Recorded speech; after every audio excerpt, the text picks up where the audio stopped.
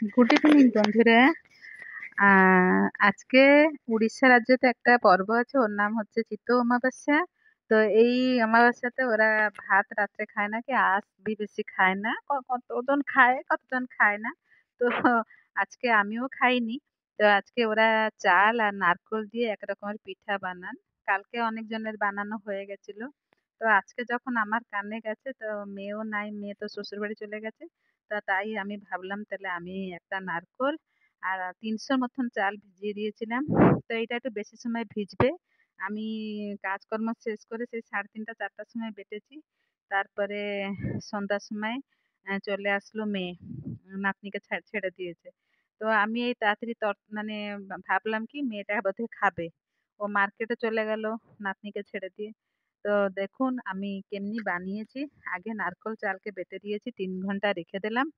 তারপরে তাওয়াতে একটু তেল দিয়ে তারপরে এইটাকে পিঠৌ বলে বা ইটা দিয়ে দিলাম। তারপরে এটা মানে এরকম ঢাকনাটা দেবেন যেরকম এটা পুরা কাভার হয়ে থাকবে। আর তারপরে একটু একটু করে জল দিয়ে দিলাম।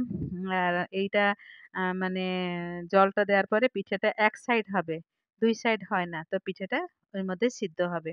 ২-৩ মিনিট রাখবেন। রাখার পরে ওইটাকে বাইর করে বার করে দিয়েছি। তো দেখুন। আর তারপরে বলছি, যদি এর ভিতরে একটু দুধ দেওয়া যায় তাহলে পিঠেটা খুব ভালো। হঠাৎ করে আমার মনে পড়লো না, এর ভিতরে একটু দুধ দেই। তো আমি কি করলাম, একটু দুধ ওর মধ্যে ঢেলে দিলাম।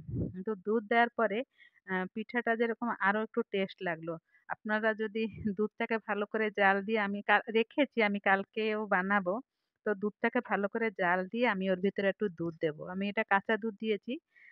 একটু দুধ জাল দিয়ে দেখবো কিরকম লাগে টেস্টটা। বেশি না, আমি বললাম যদি মেয়ে খায়, জামাই তো খেতে চান না, ৪-৫টা বানিয়েছিলাম। তো আবার আমার মেয়ে কি করেছে, আমার জন্য নিয়ে এসছে কচুরি। তো আমি কি করলাম, এই ৪টা পিঠে পাঠিয়ে দিয়েছি আর রেখে দিয়েছি, যা হবে কালকে। এবার দেখুন, আপনারা বানাবেন, দেখবেন খুব টেস্ট লাগবে। এটা দুধ দিয়ে খাবেন, আর দুধ চিনি দিয়ে খেলে আরো ভাল লাগবে।